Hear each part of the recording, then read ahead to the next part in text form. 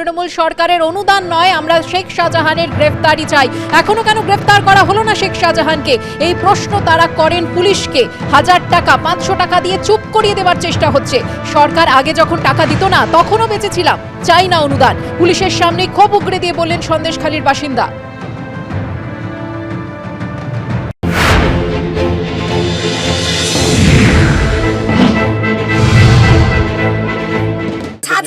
ধরতে পারে না মহিলাদের এখন চুপ করুন, এনা সাকানি ছাড়িনি কইরা ঘুমটাতে বসে থাকুন, তবে মমতার পুলিশ চুপ করবে। মমতা 1000 টাকা 500 টাকা দিয়ে আর মহিলাদের বলছে চুপ করুন, চুপ করুন। না আর মস্তান বসেছে, মস্তান সাকা চুরি করে আপনারা বসে থাকুন আর আমাদের পুলিশের দায়িত্বটা দিন, পুলিশের দায়িত্বটা দিন। এতদিন সাধারণ শেখের খুঁজে বের করতাম, সাধারণ শেখের খুঁজে বের করতাম, কি করতাম?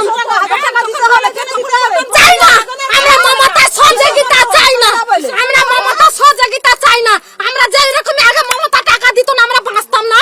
আমার স্বামীরা ইনকাম করেনি, আমার স্বামীরা ইনকাম করেনি, এখন কিসের জন্য মমতা দিয়ে আর আমাদের মানি যদি নিয়ে মাঠে ঘাটে খেলছে আর আমার স্বামীদের কল থেকে নিয়ে গিয়ে কেস দিচ্ছে। 4টা 5টা ওরা কেস কে জামিন দেবে? আমার স্বামীরা আমাদের খেতে হবে,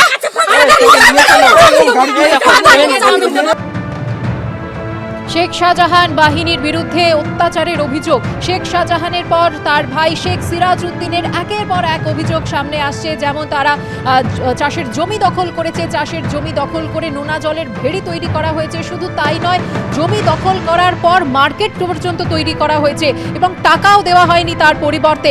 এই সমস্ত নানা অভিযোগ কিন্তু ইতিমধ্যে পুলিশ ক্যাম্পে জমা পড়তে শুরু করেছে। যে 73টি অভিযোগ এখনো পর্যন্ত পুলিশ ক্যাম্পে জমা পড়েছে, তার মধ্যে হাফ সেঞ্চুরি ক্রস করে ফেলেছে এই শেখ সিরাজউদ্দিন। তার বিরুদ্ধে একাধিক অভিযোগ এবং তারপর থেকে যেমনটা সন্দেশখালীর বাসিন্দারা বলছেন যে তারা শেখ শাহজাহানের গ্রেফতারি চান। তৃণমূল সরকারের অনুদানের তাদের প্রয়োজন নেই, তারা চান শেখ শাহজাহান দ্রুত গ্রেফতার হোক। কেন শেখ শাহজাহানকে এখনো পর্যন্ত পুলিশ গ্রেফতার করতে পারল না, এই প্রশ্ন সন্দেশখালীর বাসিন্দা করলেন খোদ পুলিশকে।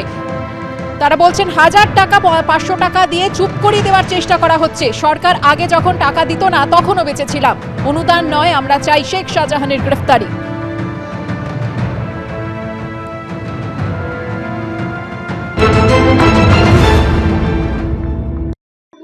আমরা বারবার বলেছি 500 টাকা 1000 টাকা দিয়ে মহিলাদের সম্মান কিনে নিয়েছেন মমতা ব্যানার্জি এবং বলছেন কোথাও কিছু হয়নি, শাহজাহান কিছু করেনি।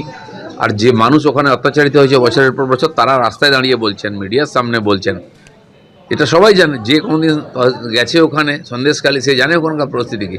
মানুষকে ভোট দিয়ে দেওয়া হয় না, তাদের ইনকামের পয়সা কেড়ে নেওয়া হয়, পার্টি অফিসে জমা দিয়ে দিতে হয়, নাহলে মারপিট করা হয়। তো এগুলো দিনের পর দিন চলেছিল। মানুষ আজকে পিঠ যখন দেওয়ালে ঠেকে গেছে বাধ্য হয়ে সামনে এসে বলছে।